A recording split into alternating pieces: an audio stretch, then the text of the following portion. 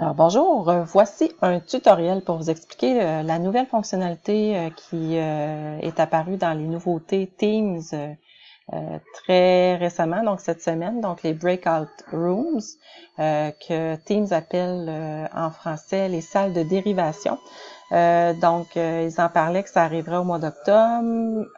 Finalement, on est rendu en décembre et ça vient tout juste d'arriver. Donc, une fonctionnalité qui va nous permettre de faire par exemple, des discussions d'équipe, des travaux d'équipe à distance. Je vous montre comment ça fonctionne. Donc, c'est important de faire la mise à jour, les mises à jour de Teams en cliquant sur votre onglet, sur votre petite icône. Et vous voyez, apparaît les mêmes icônes que d'habitude, sauf qu'on en a un nouveau ici, qui apparaît comme une petite fenêtre dans une plus grande, donc salle pour petits groupes.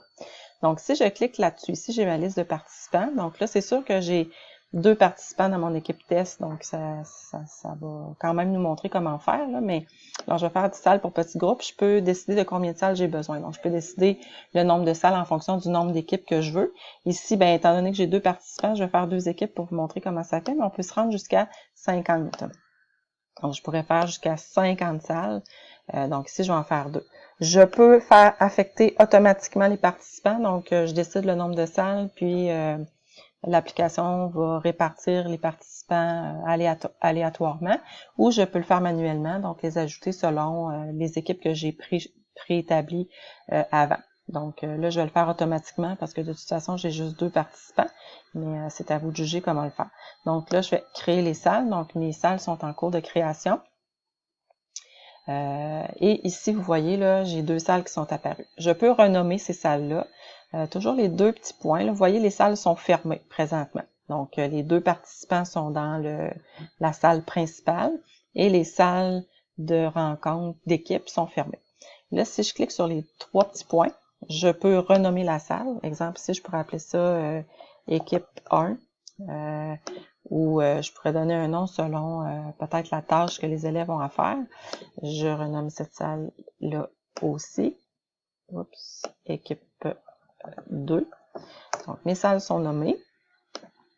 Et ce que je vois aussi ici, quand je suis sur les 2 points, les autres options, je pourrais ouvrir la salle. Donc, je pourrais en ouvrir juste une, par exemple, parler aux autres, puis après ça, ouvrir nos salles, ou je peux démarrer toutes les salles en même temps. Je peux la supprimer.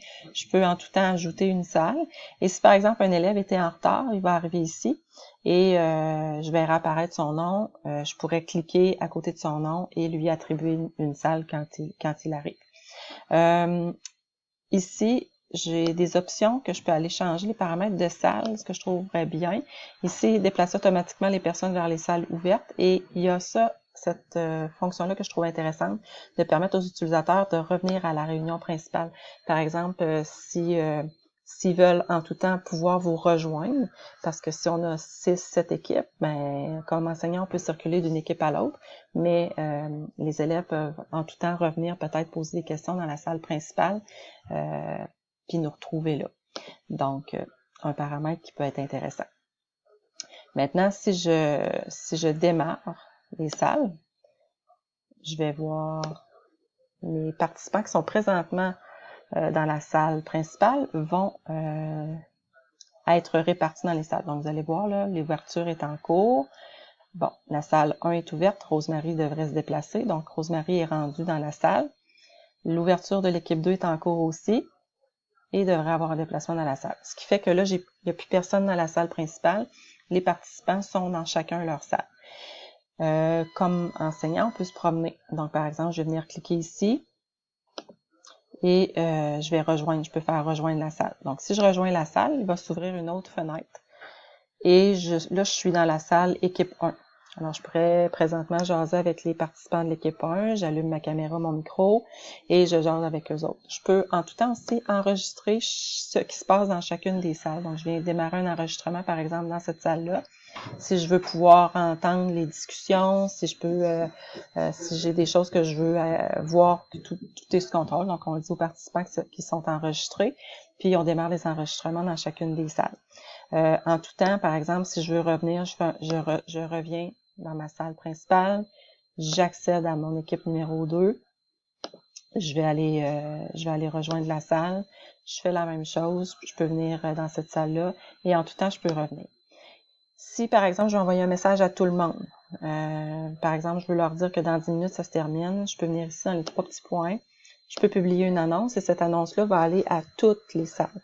Donc, fin du travail dans 10 minutes.